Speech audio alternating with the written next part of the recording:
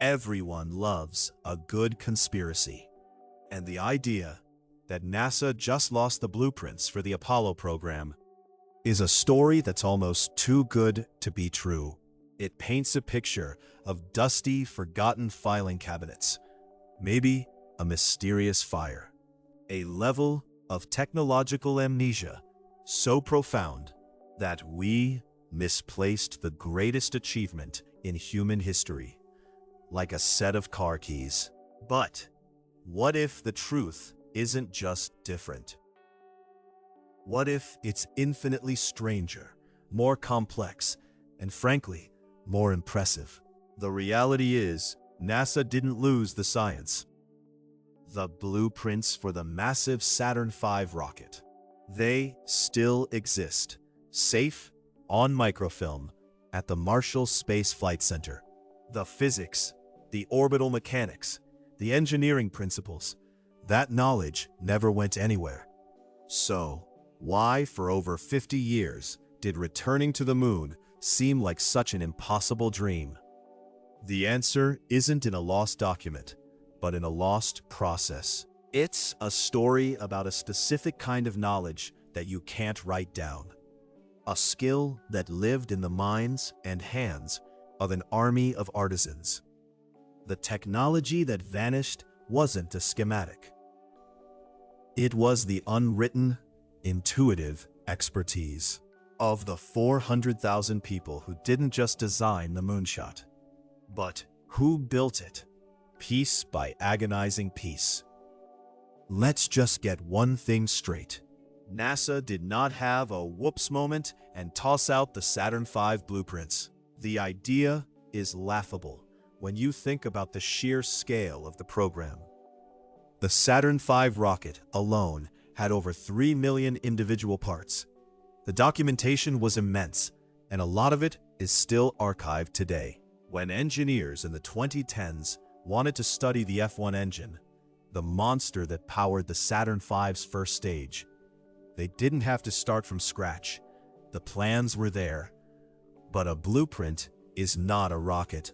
A blueprint tells you what to build, but it almost never captures the full story of how. Think of it like a recipe from a master chef.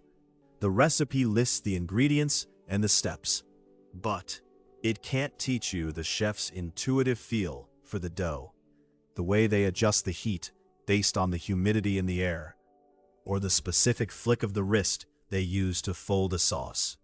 And that is tribal knowledge. The collective, undocumented expertise you can only gain through experience, trial, and error. This is what Don Pettit was talking about. The technology that was destroyed wasn't rocket science. It was the entire industrial ecosystem built for a single purpose. After the last Apollo mission in 1972, the political will and the money evaporated. Congress wasn't ordering any more moon rockets, so the contractors moved on. The gigantic assembly lines were retooled or dismantled. The specialized jigs and molds needed to shape the metal were scrapped. The thousands of companies in the supply chain, many of which made parts only for Apollo, went out of business. It wasn't that the blueprints were lost. It was that the factory of the world that could read them had been torn down. We still had the sheet music, but the orchestra, the instruments, and the conductors were all gone. To really get this, you have to understand that the Saturn V wasn't mass-produced like a car. In many ways, each one was handcrafted. Every single one of the 13 Saturn V rockets that flew was a unique creation, a monument to the skill of the people who built it. And nowhere is this more obvious than in the F1 engine. This engine was, and still is, the most powerful single-chamber liquid-fueled engine ever flown. It took 5 of them to lift the 3,000-ton Saturn V off the pad, generating a mind-boggling 7.6 million pounds of thrust. But getting it to work was a nightmare.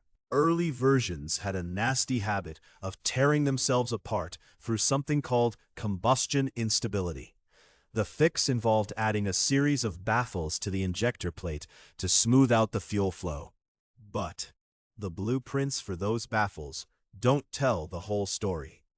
The real solutions were found through thousands of hours of testing and tweaking. The engineers and technicians at Rocketdyne developed unwritten manufacturing tricks to get the engines to work reliably. These were fixes born from experience, like knowing just how to weld a specific joint, or how to finesse a component into place. Many of the welders were veterans of World War II production lines, and they brought a level of skill that is almost impossible to find today. They were artists working with metal, and their notebooks were their own minds. When the program ended, this knowledge wasn't formally documented, it simply retired with the workers. And it wasn't just the engines. The brains of the operation, the Apollo Guidance Computer, AGC, was another masterpiece of hands-on genius. In an era before microprocessors, the AGC was one of the very first computers to use integrated circuits. Its permanent memory, called core rope memory, was literally hand-woven by women who came from the textile industry. They threaded wires through, or around, tiny magnetic cores. A wire going through a core was a 1, and a wire going around it was a 0. This made the memory incredibly tough, but it also meant that changing the software required physically reweaving part of it. You couldn't just upload a patch. You had to perform microscopic surgery on the hardware. The AGC had about 72 kilobytes of memory, and processing speed that is dwarfed by a modern digital watch. Yet, it guided a spacecraft to the moon.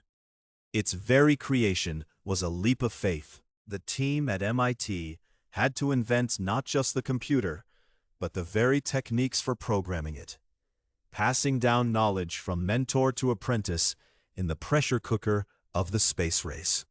So, if NASA decided tomorrow to build a new Saturn V exactly like the old one, what would happen?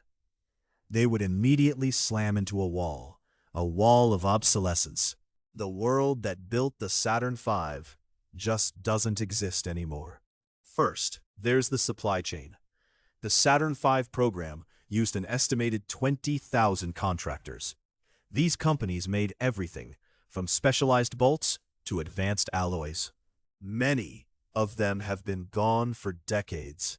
For example, the F1 engine used specific kinds of vacuum tubes and electronic components that nobody makes anymore. To recreate them, you'd need the blueprints for the components. Then, the blueprints for the machines that made the components. And then, you'd need someone who knows how to operate those vintage machines. It's a dizzying spiral of dependencies. Then, there's the materials.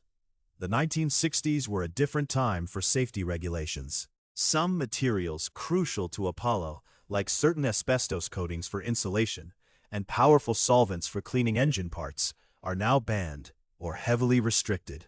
Finding and certifying new materials to do the exact same job would require a massive and expensive new testing program. But the biggest hurdle is simply that technology has moved on.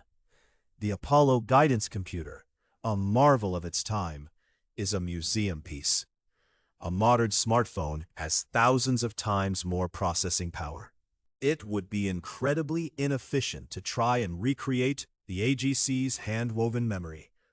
It would be like setting up a factory to mass-produce 8-track tapes. You could do it, but why would you? The same logic applies to manufacturing. The Saturn V was built using techniques that would be considered painfully slow today. A single part of the F1 engine might have been made from hundreds of smaller pieces, welded together by hand. Compare that to a modern company like Dynetics, which used advanced manufacturing to reduce the part count for a similar engine section from over 5,000 to just 40. This isn't just cheaper and faster. It's more reliable, with far fewer points of failure.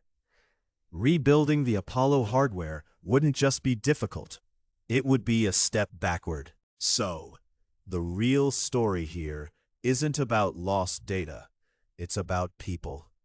The men and women of the Apollo generation built the future with their hands, and they left behind a lesson.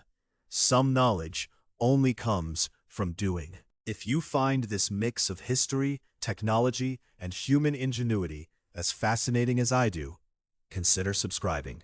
We dig into stories like this every week, uncovering the hidden narratives behind the world's greatest engineering achievements.